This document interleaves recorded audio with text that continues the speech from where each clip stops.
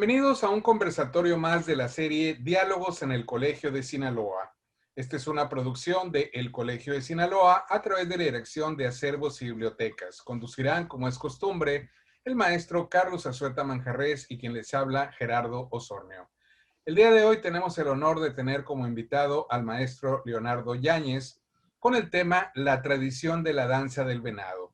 El maestro Leonardo Yáñez nació en Culiacán, Sinaloa, y ha realizado todos sus estudios en la misma ciudad, incluyendo 2 carreras profesionales en la Escuela Superior de Ciencias y Artes Muquila Mazo.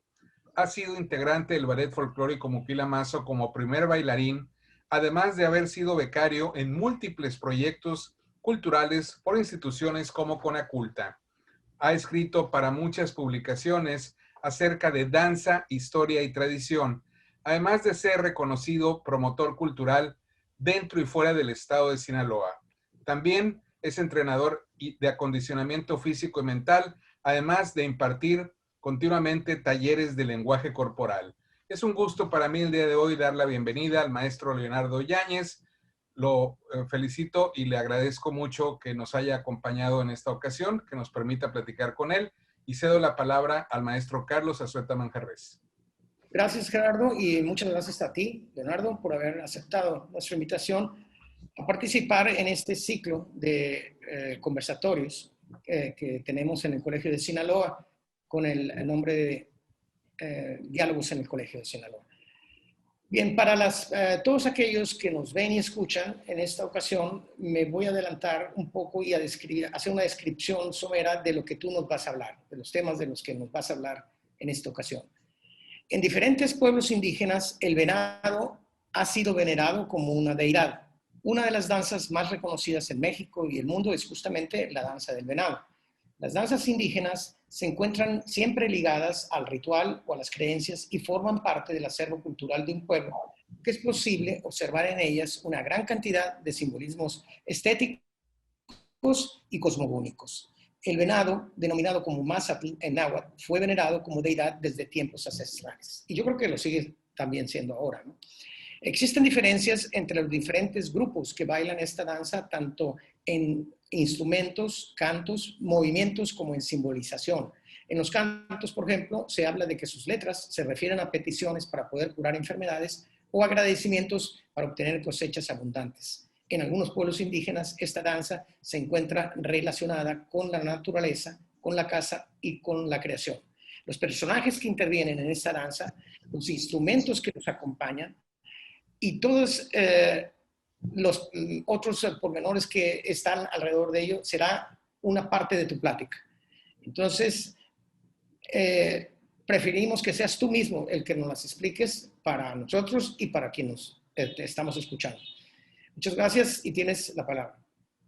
Muchas gracias. Gracias, Gerardo. Gracias, Carlos. Gracias al Colegio de Sinaloa. Muchas gracias por invitarme y darme la oportunidad de compartir lo que yo diría es mi experiencia, la experiencia propia en relación a la danza, en relación a la música, a la tradición, a la cultura, y todo lo que tiene que ver con estos mitos, con estos ritos, con esta ceremonia, con estas fábulas, con estos cuentos, con estas leyendas. Creo que este conversatorio que vamos a iniciar en este momento tiene mucho de dónde tomar tema, pero en este momento yo me pongo a disposición de ustedes para poder iniciar y ver qué es lo que ustedes desean saber sobre mi experiencia con la cultura yoreme, en calidad de promotor cultural, en calidad de danzante de venado en la propia comunidad, en calidad de bailarín de folclore. Y bueno, de alguna manera los humanos, en mi caso, yo creo que tengo varias identidades, es decir, varios factores identitarios. Vamos a ver y a poner lo mejor de nosotros para que este conversatorio pueda tener un resultado favorable y que la gente que demande nuestro servicio cultural pueda llevarse y dejarle lo mejor de nosotros. Adelante. Maestro, no sé si gusta usted comenzar con alguna pregunta o algún comentario. Me gustaría que Leonardo nos explicara o nos hablara de su interés inicial por la danza del venado. ¿Cómo surge? ¿En qué momento? ¿Y por qué le atrae en particular aprenderla, profundizarla y llevarla hasta los niveles de expresión a los que la ha llevado? Y por último, hablarnos también de su interés en difundirla. Bien, muchas gracias. Mira, mi padre, así como muchos habitantes de la ciudad de Culiacán, él también es migrante. Después de que se hizo la presa Sanalona en Culiacán, eso detonó que muchas personas de otros lugares de la sierra, especialmente de Sinaloa, Chihuahua y de Durango, vinieran a la ciudad de Culiacán, vinieran al valle. Mi papá fue un caso de esos. Se terminaron los minerales, se terminaron las minas, la explotación de las minas en ese momento. Y mi papá, siendo un niño, se vienen a pie desde el pueblo de Otaes, en Durango. Vienen y siguen una ruta que es Otaes, Bánome, El Cantil, Cozalá y Culiacán. Esa ruta la hicieron muchos habitantes de la ciudad de Culiacán. Mi padre empieza a trabajar aquí en Culiacán no sé si ustedes recuerdan que antes aquí se sembraba arroz y algodón. Sí. Entonces, mi padre trabajaba en esas zafras, terminaba la zafra de aquí y se iba siguiendo la zafra a Sonora. Allá en Sonora conoce a mi madre en el municipio de Cajeme, un municipio también, Yoreme Yaqui, y ahí se unen el matrimonio y se vienen a vivir aquí a Culiacán. Yo nací aquí en Culiacán, en una colonia que se llama, en aquel entonces, la colonia de Ejidal. Hoy se llama Fraccionamiento Los Pinos. Recordarán ustedes que las vacaciones de verano de nosotros los niños eran casi de 2 meses y medio, casi 3 meses. ¿Sí? Parte de junio, julio, agosto y todavía principios de septiembre. Todos esos meses nosotros nos íbamos de vacaciones con la familia a Cajeme, al municipio de Cajeme, en Ciudad Obregón, Sonora. Ahí por primera vez en unas vacaciones de Semana Santa, ahí una tía me lleva a los pueblos de Bicam, Potam y Cocorit especialmente, y ahí por primera vez veo la danza del venado. La primera versión que yo conozco es la versión Yoreme Yaqui. Y me fue muy atractiva, muy atractiva. Me conquistó, me sedujo la idea, porque en aquel entonces quizá no lo pensaba así, pero yo sentía que era una danza de hombres muy varonil, de mucho poder, de mucha magia, y con esa idea me quedé. Hasta ahí me quedo. Pasa el tiempo y en 1975 don Alfonso Genaro Calderón Velarde tiene la iniciativa, además de construir unidades de gobierno, centros de salud, construye muchos centros de cultura. Entre ellos, construye la Dirección de Investigación y Fomento de la Cultura Regional. En ese trabajo institucional, tienen a bien a llevar a las comunidades, a las sindicaturas y a las colonias populares de Culiacán trabajo de danza, música, teatro, y hacían festivales comunitarios. En esos años, en los años 70, llega Difocura a mi colonia y lleva unos danzantes de venado y de pascola de las comunidades Yoreme Mayo de Sinaloa.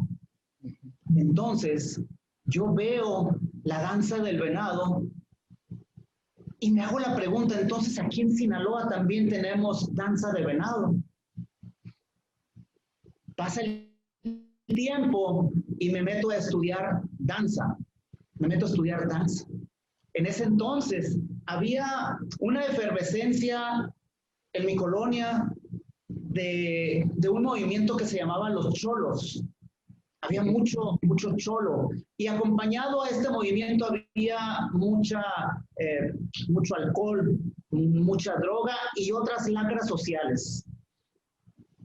Mi madre, en un afán de que yo no me involucrara con esto, con el alcohol, la droga y el graffiti, que además el graffiti antes era muy penado, me lleva a las instalaciones de Difocur y ahí empiezo a estudiar pintura, danza, teatro, grabado.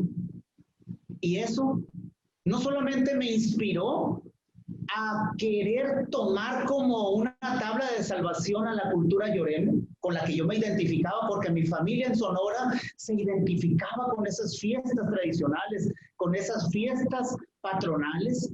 Mi madre, que venía de un pueblo donde cada 29 de septiembre se celebraba una fiesta para San Miguel, cada 11 y 12 de diciembre se bailaba danza de matachines, y todo eso en el seno materno se nos platicaba. Entonces yo lo tomé como un factor de identidad. A mí me gustó tomarlo y de identificarme con la costumbre, con la tradición de mi familia, y de esa manera creo que sin saberlo logramos, mis hermanos y yo, encarrilarnos en una dinámica de aprendizaje espiritual, artístico y bueno, con el paso del tiempo un poco intelectual. Una vez que conocí a estos grupos de danza, conocí a muchos contemporáneos que hoy también se dedican a todo esto, entre ellos a Héctor Chávez, que ya era un maestro del naciente Difocur.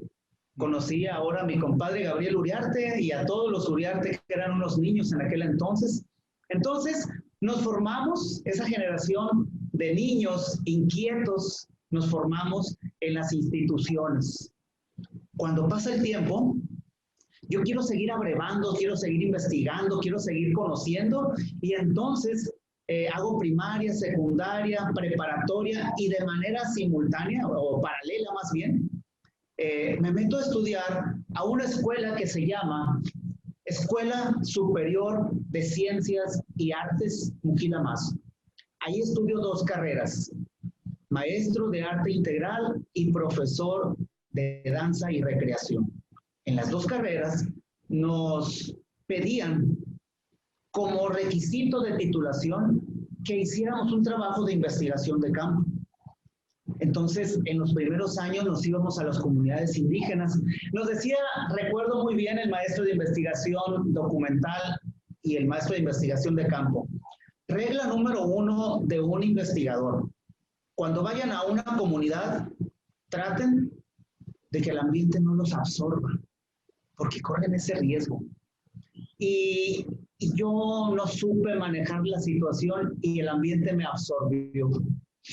Fue tanto el amor, fue tanto el cariño que generaba saber sobre esta tradición, sobre esta cultura, que de alguna manera yo sentía que era mi propia cultura, por mis tías, por mis familias que vivían en Cajeme, y por mis padres que venían de un origen rural, campesino, con muchas costumbres indígenas, que sin hablar la lengua, pero tenían esas costumbres indígenas. Entonces, cuando llego yo a una comunidad y veo las enramadas, veo las hornillas, veo los protocolos de salud y de convivencia que son muy similares a los de mi familia, pues yo me siento en familia.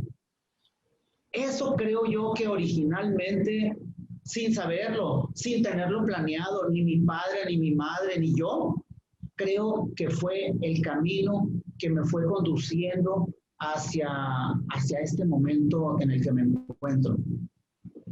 Yo hoy me autodetermino como un promotor cultural, me autodetermino como un investigador amateur, por amor pues a esta cultura, y en su momento debajo de una enramada, en un atrio de una iglesia yoreme, me autodetermino como danzante, y en el medio urbano mestizo pues como un promotor cultural. Así creo que empecé yo a indagar sobre la cultura yoreme y especialmente sobre la danza del venado. Una danza muy fuerte, me impactó demasiado. Creo yo también que cuando hago esta danza o cuando un danzante hace esta danza se provoca esa magia de comunicación del danzante y el espectador. Me supongo, Leonardo, que tú cuando tuviste por primera, me supongo que tuviste maestros para esta danza en las propias comunidades indígenas, llorenes. ¿Es así? Sí, es correcto. Y antes de que tuvieras contacto con tu primer maestro, tú ya te habías iniciado en la danza en Difocur, pues o en la escuela Muquilamazo. Sí. ¿Cuál fue en ese momento tu estado de ánimo? ¿Sabías que era un reto o te sentías que conocías ya la danza lo suficiente como para... ¿qué nos puedes platicar de ese momento? Fíjate que nunca había platicado sobre esto, pero tú sabes seguramente por el espacio donde te encuentras y por tu nivel intelectual, sabes que los únicos sentimientos primarios que tiene el ser humano es el amor y el miedo. Y del amor y el miedo se desprenden todos los demás sentimientos. Yo no tenía amor, yo sentía amor por las tradiciones, por las costumbres, pero sentía mucho miedo a arriesgarme. Siendo un adolescente, casi un niño, arriesgarme a bailar en una enramada, pero yo quería ser un danzante de venado. Era como un sueño de trascendencia, porque también tenía ego, por supuesto. También tenía ego, entonces en el fondo de mi ser yo quería ser un danzante venado porque sabía que ser un danzante de venado me iba a dar un lugar en la sociedad de los llorenes y en la sociedad de los mestizos. Porque al final, ahora creo que me atrevo a decirlo, antes no me atrevía a decirlo, pero al final de cuentas el ser humano busca la trascendencia, busca dejar huella, pero además busca construirse un personaje. Y yo quería construirme este personaje, pero no sabía cómo. En aquel entonces había un problema muy grave en las comunidades indígenas, sobre todo en los niños y en los jóvenes. Había un prejuicio ser yoreme, había un prejuicio ser indígena. Además, era peyorativo ser indígena. Entonces, muchos jóvenes ya no querían acercarse a las enramadas, ya no querían acercarse a los centros ceremoniales, ya no querían convivir con los viejos, no querían aprender la danza del venado porque iban a ser señalados, iban a ser etiquetados, iban a ser de alguna manera humillados porque era indignante en la sociedad mestiza con la que convivían. Incluso se les prohibía hablar la lengua en algunas escuelas. Entonces, cuando yo llego a la comunidad y conozco a Vidal Montenegro, un pascola mayor, una autoridad en la comunidad de San Miguel, conozco a Mercedes Mora, el mejor danzante de venado en aquel entonces, conozco a Bernardo Esquer, que era un joven en aquel entonces, pero un joven muy comprometido con la comunidad yoreme. Y yo les expreso y ellos se dan cuenta de mi deseo por aprender la danza del venado. Y entonces hicimos una sinergia. Porque los jóvenes no querían pertenecer a la enramada. Los jóvenes no querían hacer danza de venado. Y yo siendo un joven, yo sí quería. Y entonces ellos me rescataron de esa inquietud que yo llevaba y me fueron aleccionando. Me fueron enseñando con esa magia del cuento, del mito, de la leyenda, con ese interés y con ese amor que compartieron conmigo estos viejos, que me enseñaron y me mostraron todo lo que yo pensaba que ellos jamás podrían compartir conmigo, porque yo ya llevaba algunos prejuicios sobre los indígenas, porque Hollywood se encargó de decirnos que los indígenas eran malos, que los apaches eran malos, los chiricahuas, los sioux, que los yaquis eran unos guerreros feroces. Entonces yo ya llevaba ese prejuicio que me habían dicho muchos mestizos que me decían, cuidado con los indígenas, son muy ladinos y no permiten que nadie se meta con ellos.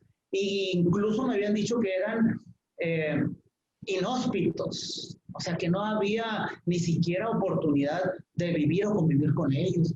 Y cuando llego yo a la comunidad, me arropan, me bautizan, me confirman y me hacen uno de ellos, sabiendo la relación familiar que yo tenía en Sonora, porque has de saber tú que Sonora y Sinaloa para la comunidad Yoreme son una sola nación, la nación Yoreme, que tiene dos vertientes, la nación Yoreme Yaqui y la nación Yoreme Mayo.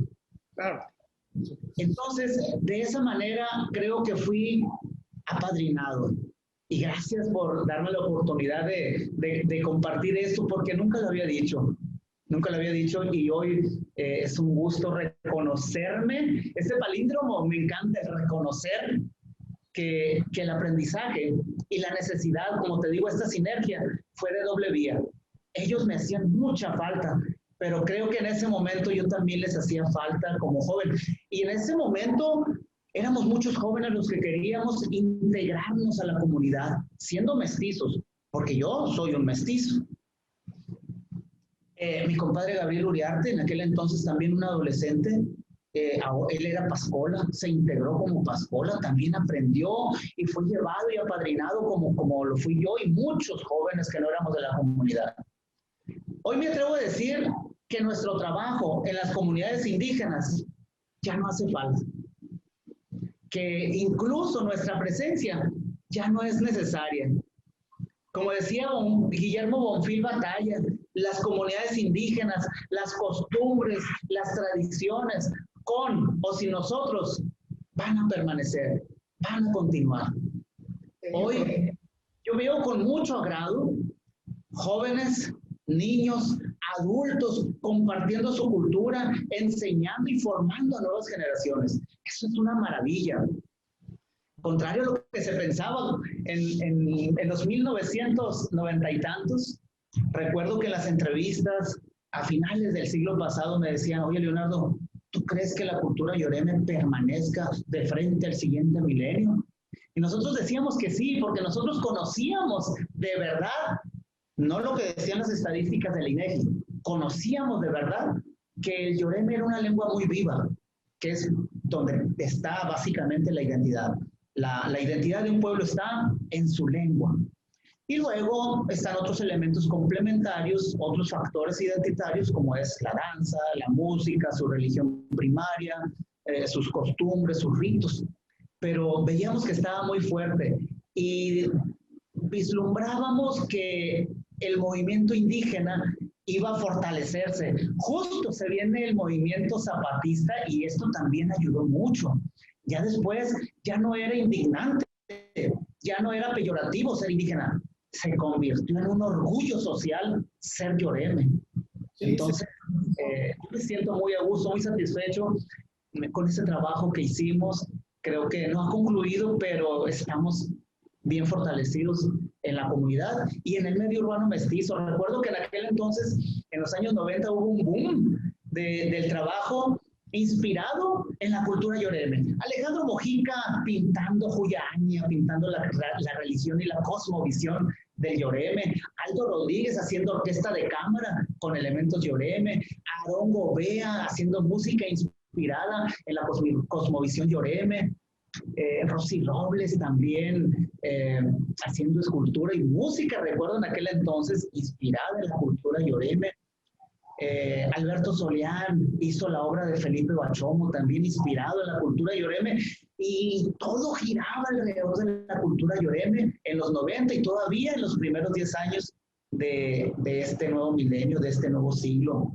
Entonces, yo me siento muy satisfecho. Antes decía, me siento muy orgulloso. No, hoy me siento satisfecho de haber pertenecido a este movimiento y que gracias a este movimiento la misma cultura, los mismos habitantes de las comunidades yoremes dijeron, somos importantes, es importante retomar, fortalecer, crecer, evolucionar, transformarnos, pero permanecer con la esencia de lo yoreme.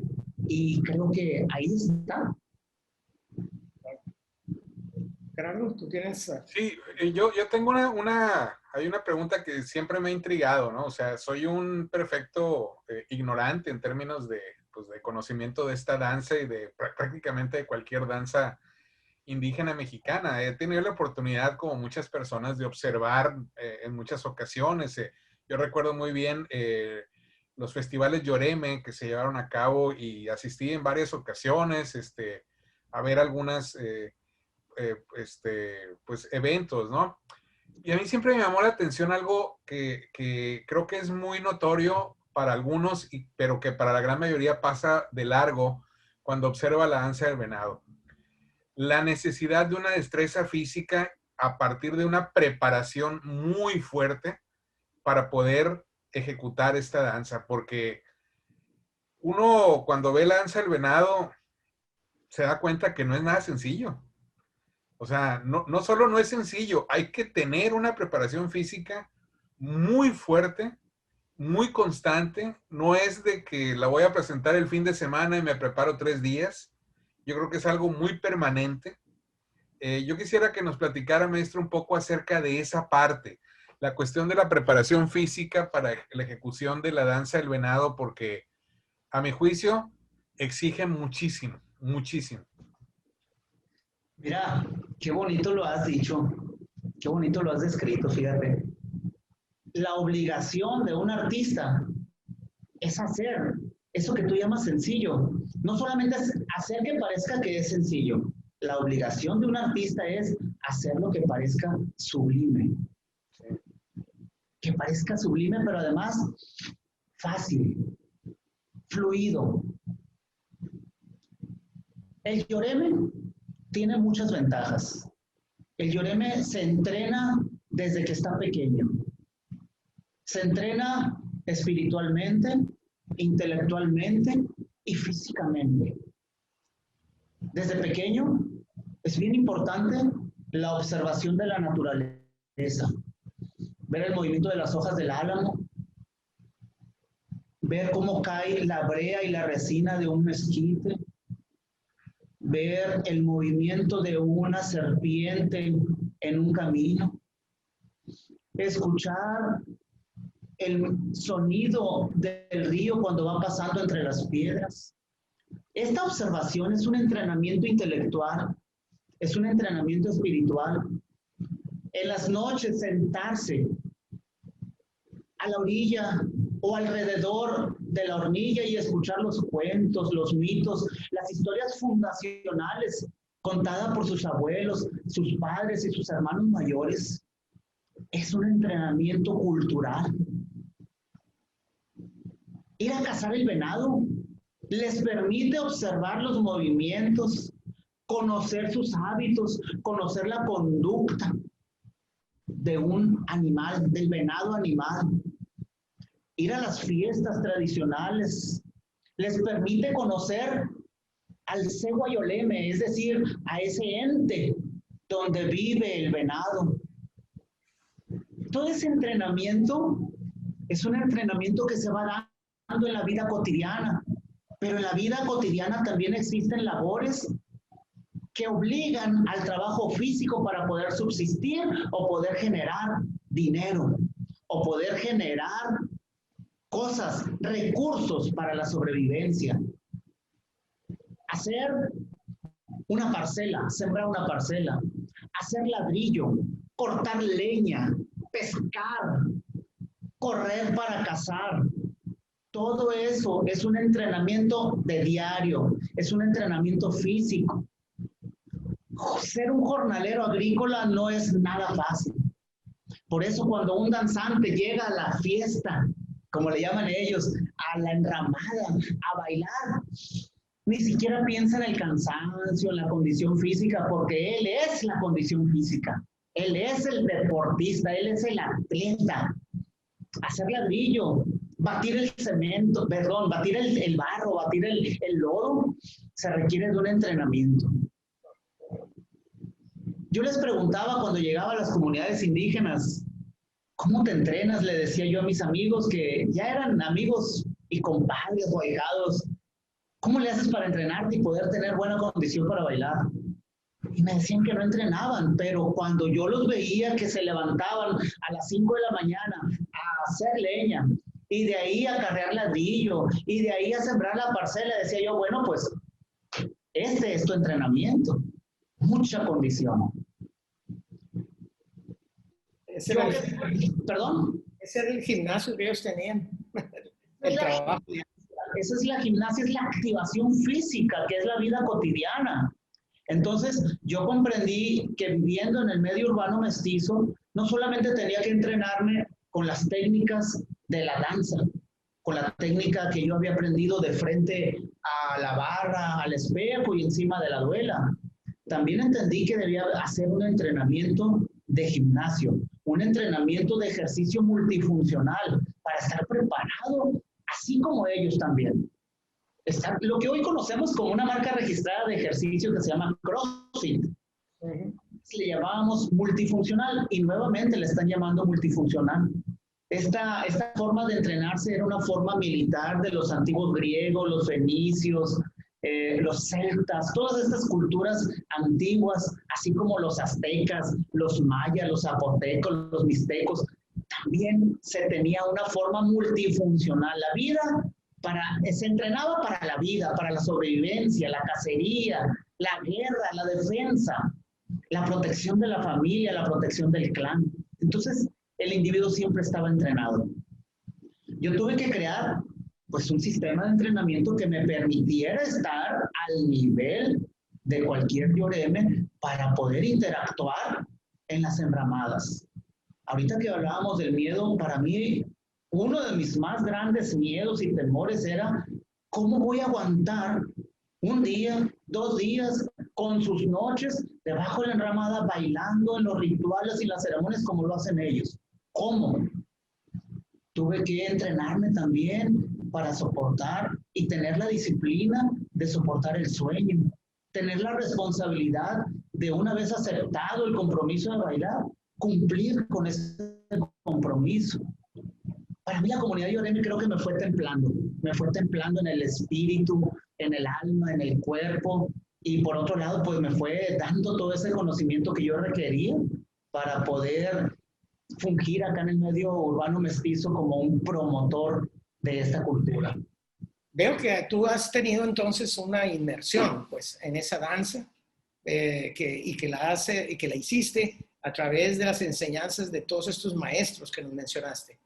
Cuando yo tuve ocasión de estudiar y de escribir el ciclo festivo de los Yoremes Mayos en el norte del estado de Sinaloa, me di cuenta de que los danzantes, sobre todo pascolas, pero también venado, podían seguir en línea general una forma de desarrollarla, de interpretarla, pero sí llegué a distinguir en cada uno de ellos a veces el sello personal.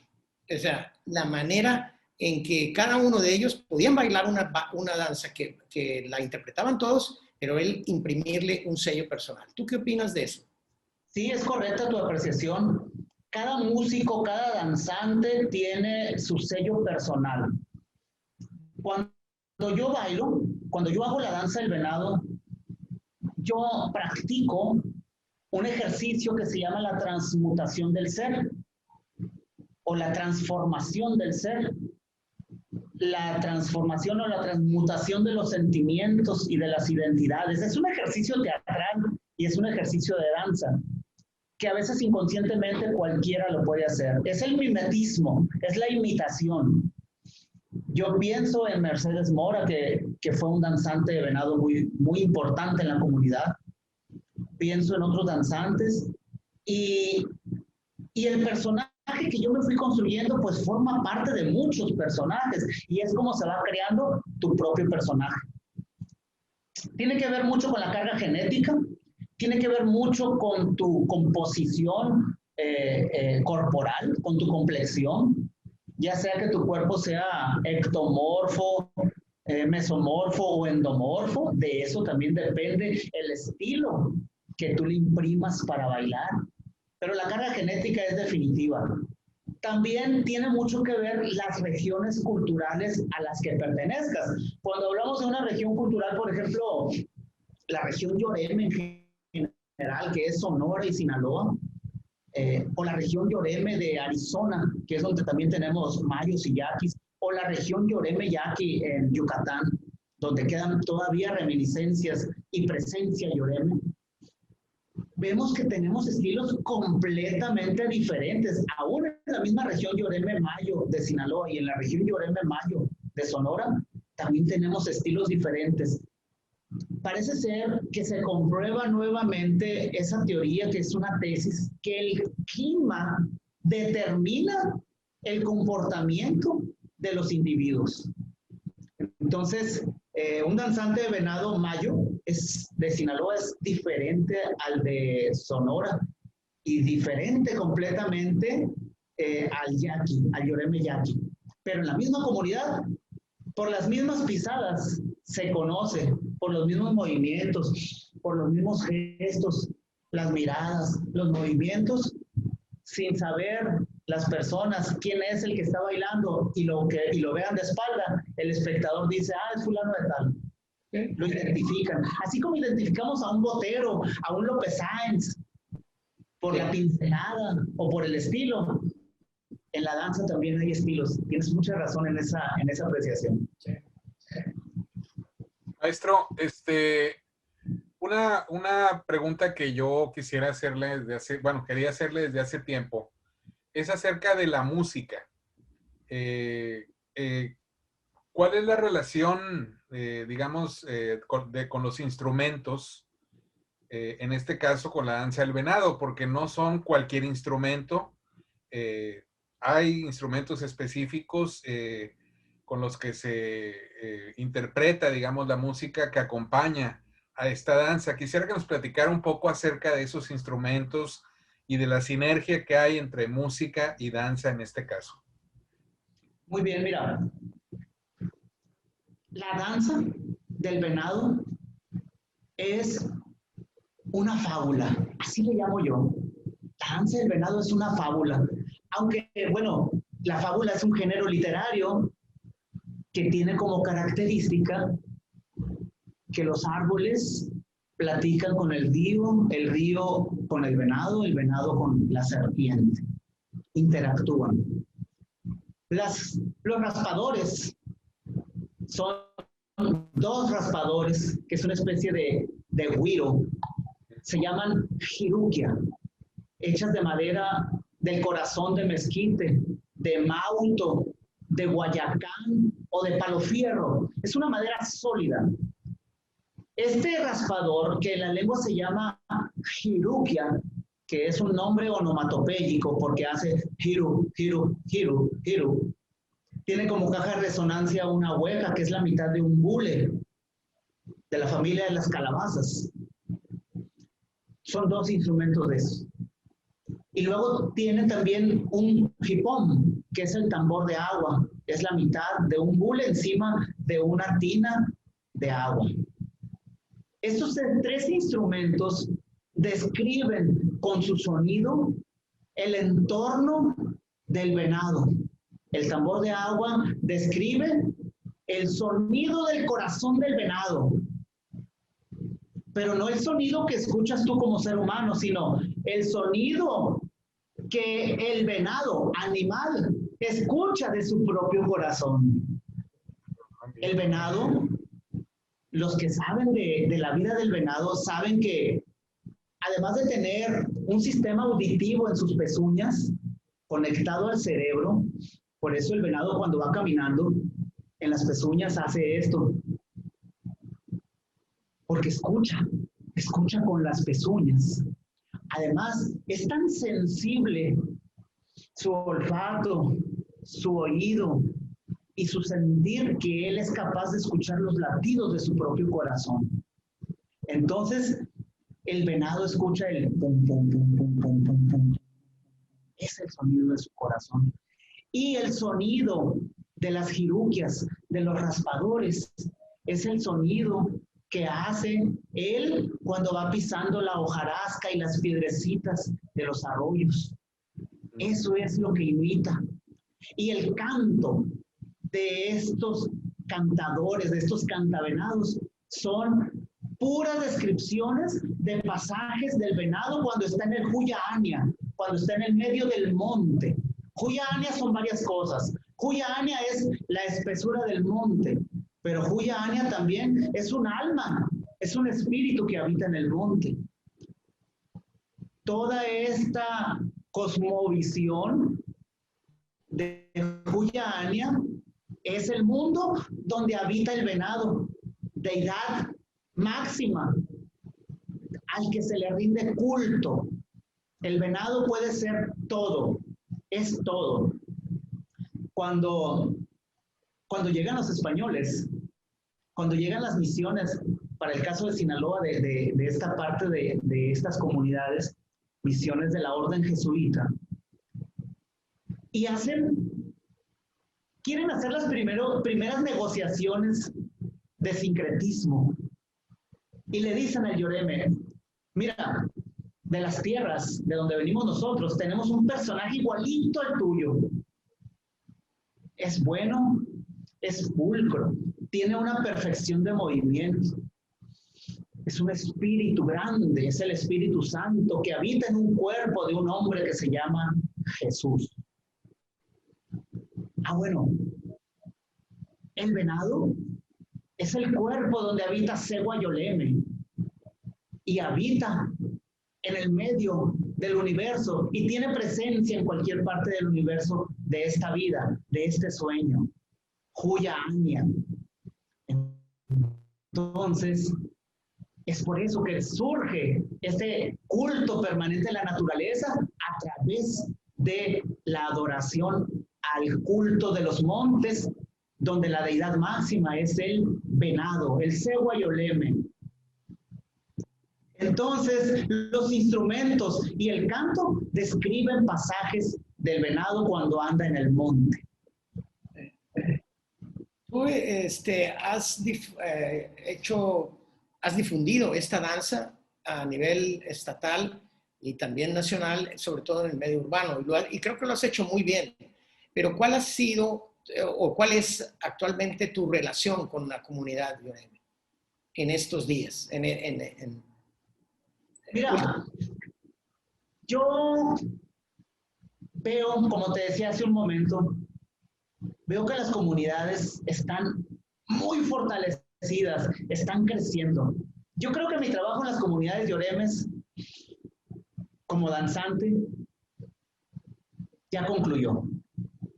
Mi relación ahorita con las comunidades indígenas es, además de tener una amistad en muchas comunidades, con los líderes y con los habitantes de estos centros ceremoniales, Tehueco, Charay, Mochicawi, San Miguel Zapotitlán, la playita de Ocoroni o de Casillas, Oguira, Juan José Ríos, todas estas comunidades, tengo muchos amigos, tengo muchos compadres, tengo ahijados, y mi relación o mi vínculo es triangular esfuerzos con las instituciones, con la Universidad Autónoma de Sinaloa, con el Instituto Sinaloense de Cultura, con la Universidad Autónoma de Occidente, con algunas empresas que ya están iniciando a promover y a consumir la cultura yoreme. Ese es mi trabajo, la promoción, hacer la vinculación, promover a la cultura. Yo ya son pocas las ocasiones en que voy a las enramadas. Quiero decirte que yo tengo 53 años y me siento muy bien físicamente, me siento muy bien, pero ya empiezo a tener problemas con algunas articulaciones, ya empiezo a tener problemas con las rodillas, con los meniscos sobre todo. Entonces trato de cuidar y dosificar mi danza, trato de cuidarla y dosificarla. Mi relación es más que nada de amistad y de vínculo con las instituciones. Sí, es muy exigente. La interpretación misma es muy exigente, de esfuerzo físico y de resistencia. ¿Te entiendes? Mira, yo todas las mañanas, a las 5 de la mañana, yo ya estoy en la bicicleta rumbo al gimnasio. Hago mi entrenamiento personal. Yo me dedico actualmente a hacer lo que antes se llamaba ser un instructor personal o, bueno, me han llamado de muchas formas a lo largo de estos 35 años. Instructor personal, facilitador, acompañante. Hoy regularmente mis alumnos me llaman coach. Yo doy mi coacheo con mis alumnos y además hago mi entrenamiento personal. Todos los días. Mi alimentación también tengo que cuidarla mucho, porque si vamos a hacer algo, hay que hacerlo bien. Eso fue prácticamente un compromiso que siendo un adolescente, cuando tienes el romanticismo de las ideas y de los principios, yo hice ese compromiso en aquel ritual de confirmación que me hicieron mis padrinos lloremes. Si tú eres oficio danzante y si alguien te requiere para que desarrolles esta actividad, debes y deberás hacerla muy bien, poner lo mejor de ti. Entonces, yo lo hago, trato de hacerlo, poner lo mejor de mí, porque sigo con ese compromiso que hice en la adolescencia, sigo con ese compromiso romántico del adolescente que fui. Pero sí se requiere de bastante condición. Como llamaban aquella corriente filosófica, a mí me gusta mucho, como llamaban los estoicos, mantenerse estoico con los principios y crecer en lo personal, eso es una maravilla, ¿no? Entonces, mantenerte vigente depende del crecimiento constante, del entrenamiento constante. Maestro, ¿hay una diferencia o hay diferencias en cuanto a la danza del venado que se hace en Sonora, digamos, para ubicarnos más fácilmente con el público, y la que se hace en Sinaloa? ¿O son prácticamente lo mismo? Fíjate que hace rato hablábamos de que el clima determina el carácter de los habitantes de esa región. El Yoreme Yaqui, a lo largo de su historia, ha enfrentado guerras, ataques, las más conocidas con Porfirio Díaz y Álvaro Obregón. Y el yaqui, de hecho, la palabra yaqui significa bravo, guerrero, eso significa. El que habla fuerte, el que habla golpeado. Entonces, el venado yaqui es un venado altivo, orgulloso, siempre mirando por encima del hombro.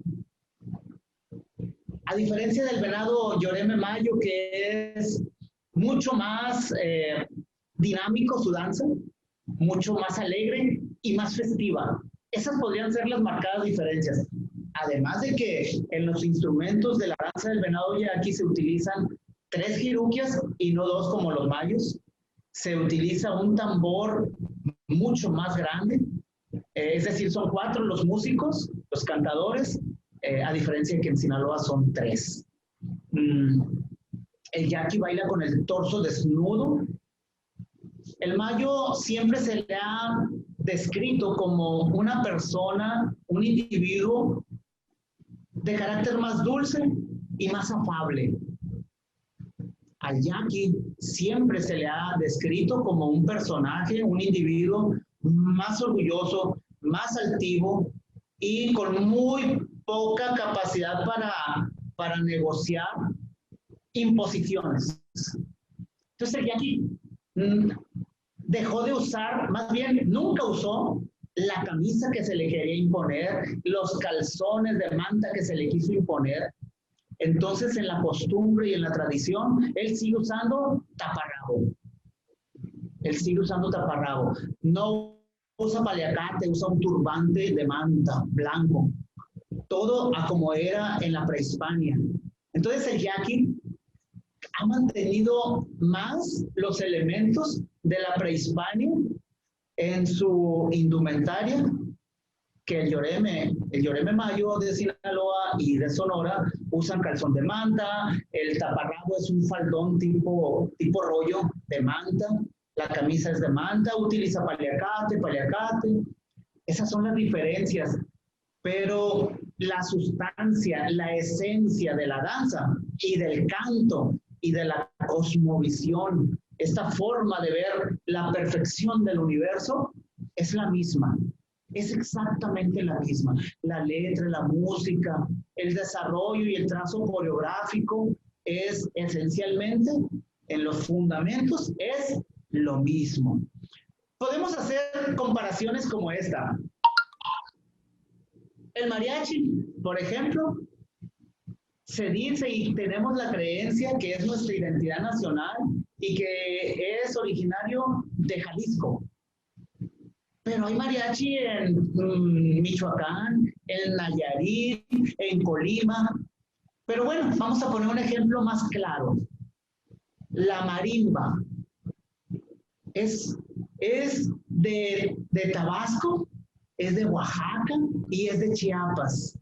Porque las fronteras son de uso común. Ellos también conviven y van y vienen. Bueno, en la comunidad Yoreme, aunque el Estado haya sido dividido geográficamente y políticamente el 13 de octubre de 1831, de cualquier manera las comunidades siguieron teniendo esa convivencia, aunque con esas diferencias de región en región. Pero esencialmente es lo mismo. Maestro Zazueta, ¿tiene alguna pregunta? Veo que entonces las diferencias son solo de forma. En esencia es la misma danza.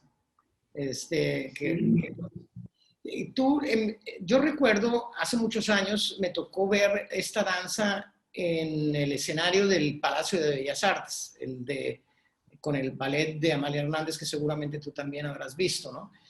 Y en alguna ocasión se le hizo una entrevista a Amalia Hernández y se le preguntó, yo creo que el periodista había tenido la oportunidad de ver la misma danza, no sé si en Sonora, en Sinaloa, y le hacía ver que era muy diferente, que no tenía nada que ver. Y ella respondió, esto es una dramatización de lo que vemos y no pretende ser lo que es en las comunidades.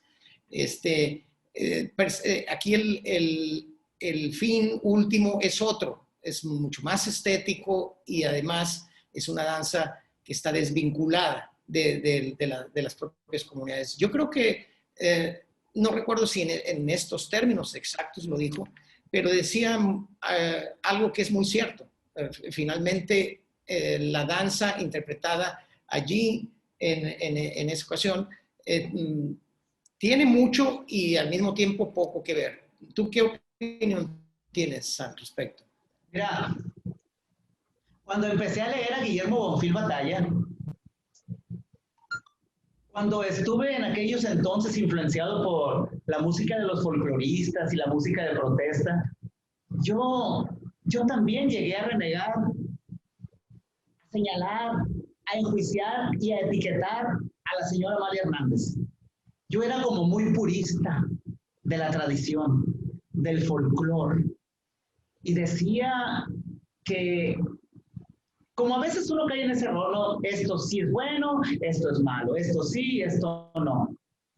Con el paso del tiempo entendí que la señora Amalia Hernández había sido una bailarina de ballet clásico, que había viajado por todo el mundo. Cuando ella vio a los ballets folclóricos representando las costumbres rusas en los escenarios, ella dijo, en México podemos hacer esto. Y ella creó el Ballet Folclórico de México, que es mayormente conocido como el Ballet Folclórico de Amalia Hernández. Y exactamente, ella hizo una dramatización, una estilización de esta representación cultural que es la danza del venado. Una hermosa versión coreográfica, donde el danzante es un acróbata, donde el danzante es un bailarín de ballet clásico. Es hermosa esta interpretación. Los danzantes de venado de la comunidad Yoreme, Mayo y Yaqui no tienen ningún problema. Ellos comprenden que es un trabajo del medio urbano mestizo. Además, la señora, la intención era hacer un espectáculo para el turista extranjero más que nada. Pero, como ya lo hemos dicho en otras ocasiones, el peor de los pecados es la ignorancia. Cuando no sabemos todo esto, empezamos a señalar y enjuiciar y a decir que es malo o que es bueno. Pero para mí, creo que el trabajo de Amalia Hernández y de nuestro paisano sinaloense, Jorge Tiller, que fue, gracias a él, quien llevó a conocer la danza del venado al mundo, creo que se hizo buen trabajo y en su momento creo que cumplió y sigue cumpliendo todavía con la promoción y la difusión de todas las costumbres y tradiciones a través de un trabajo de proyección folclórica escénica. Es muy bello, es muy buen trabajo. Coincido plenamente. Tú te vas a una comunidad indígena mayo o a una comunidad yoreme yaqui y no vas a ver esta dramatización. No existe.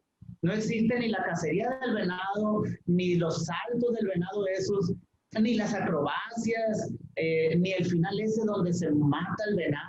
Nada de eso existe. Ella más que nada se inspiró en un canto del venado que se llama Muquila Mazo, o Mazo Muquila, que quiere decir literalmente venado muerto, pero que en la letra dice, Seguayoleme, Hakuraniempo Mazo Muquila, Saila, Saila, Saila, Saila, Ma. Dice la historia en la traducción. ¿Dónde estás, hermano venado? ¿En qué parte del monte quedaste muerto? Porque no te veo. Está contando la historia de dos venaditos que nacieron juntos, donde la madre muere y un venadito es cazado por un coyote, se lo come. Entonces el venadito, el ciervo pequeño y limazo, anda vagando solo por el monte y el venadito ese canta en la fábula. ¿Dónde estás, hermano venado? Que no te veo. Entonces esa historia a ella le pareció muy bonita, muy dramática, y entonces la traslada al escenario a como lo conocemos aún. Sí. Es un excelente trabajo además, ¿verdad? Con un excelente resultado. Bueno, pues yo creo que esta conversación ha sido muy fructífera porque no solo pudimos a través de la plática, la charla que hemos tenido contigo, conocer cómo llegaste a esta danza primero, cómo transitaste en el conocimiento de la misma, cómo llegaste a ser un difusor importante de todo esto. Y muchísimas otras cosas que hemos aprendido ahora oyéndote hablar de todo el contexto que rodea a la danza, ¿no? Yo te quiero agradecer mucho el que hayas aceptado la invitación y también creo que el auditorio coincidirá conmigo en que a partir de este día sabemos un poco más de esa danza que hemos visto desde niños, pero que ahora comprendemos mejor. Muchas gracias Carlos, te agradezco mucho, muchas gracias Gerardo, al colegio, mi admiración, mis respetos por todo ese trabajo que están haciendo de difusión, de investigación, de edición, ese trabajo editorial que han hecho es extraordinario. Muchas gracias por permitirme compartir. Lo más importante es compartir ahora para mí, porque de nada sirve que nos cultivemos en el conocimiento o en cualquier otra área, si es en la música, en el teatro o en la ciencia, en el deporte, si no lo compartimos. Lo más importante es compartir, despertar inquietudes en los niños, en los jóvenes, en los maestros. Yo actualmente a través del teléfono celular, a través de los correos electrónicos, a través del Zoom, a través del WhatsApp, de los en vivos, me hablan muchas escuelas de danza, me hablan maestros de danza, bailarines, amigos danzantes, llorenes, para preguntarme cómo era antes la fiesta, cuando yo llegué a la comunidad. Tener el conocimiento que en aquel entonces, en los años 80, yo veía como algo cotidiano, pero que hoy, 40 años después, Esos son otros los procesos que se están viviendo en las comunidades indígenas. Tener este conocimiento, pues me hace sentir útil. Entonces yo ya estoy cumpliendo con esta función, ¿no? Yo además de ser o de querer ser feliz, ahora quiero ser útil. Y el Colegio de Sinaloa me está dando la oportunidad de decirles, pues, de compartir con estas nuevas generaciones, de que, como decía y como lo dice, lo sostiene José Antonio MacGregor, este sociólogo que me encanta leerlo y me encanta sus conclusiones, sus tesis. Dice que la costumbre y la tradición son igual que la materia. No se crean ni se destruyen, solo se van transformando. Entonces, a mí me ha tocado ver estas transformaciones, pero ahora yo estoy consciente de que la tradición, además de ser una tradición que pareciera, con lo lento que va cambiando, pareciera que son estáticas, han ido mutando, han ido cambiando, y me encanta haber formado parte de esas transformaciones y haberlas vivido y ahora poderlas compartir. Es muy importante. Estoy muy agradecido. Gracias. Gracias. Y nosotros también, al invitarte, hemos querido hacer un reconocimiento a todo tu trabajo de difusión, porque de eso se trata precisamente de toda la conversación que hemos tenido esta tarde. Pues muchas gracias, Gerardo. Tienes la palabra. Pues igual agradezco muchísimo al maestro Leonardo Yáñez que nos haya acompañado, que haya accedido a cedernos un poco de su valioso tiempo para platicar ampliamente. Creo que el público va a quedar muy complacido y este es un documento que va a quedar en el acervo del Colegio de Sinaloa para posterior consulta de quien se acerque para conocer un poco más de la obra del maestro Leonardo Yáñez, de su trayectoria, pero también, por supuesto, de una tradición que no se debe perder y que creo que esto ayudará, aunque sea un poco, a mantenerla vigente durante, pues, muchísimo tiempo. Muchísimas gracias, maestro Yáñez, por acompañarnos. Gracias, maestro Zazueta, por permitirme ser parte de esto. Y agradezco al público que el día de hoy nos haya acompañado para que pueda disfrutar pues este programa. También se queda en YouTube para que lo consulten cuando gusten. Muchas gracias. Gerardo, muchas gracias por hacer efectivo el compromiso que hiciste hace 5 años. Hace 5 años me dijiste, esta es la primera vez, hicimos un audio, una entrevista, sí, claro, pero habrá una segunda vez y hoy hemos concluido con este trato. Muchas gracias. Hoy seguramente habrá muchas más, no será la última, maestro. Gracias a usted. Se lo agradezco. Un abrazo fuerte. Gracias. Hasta pronto. Hasta luego.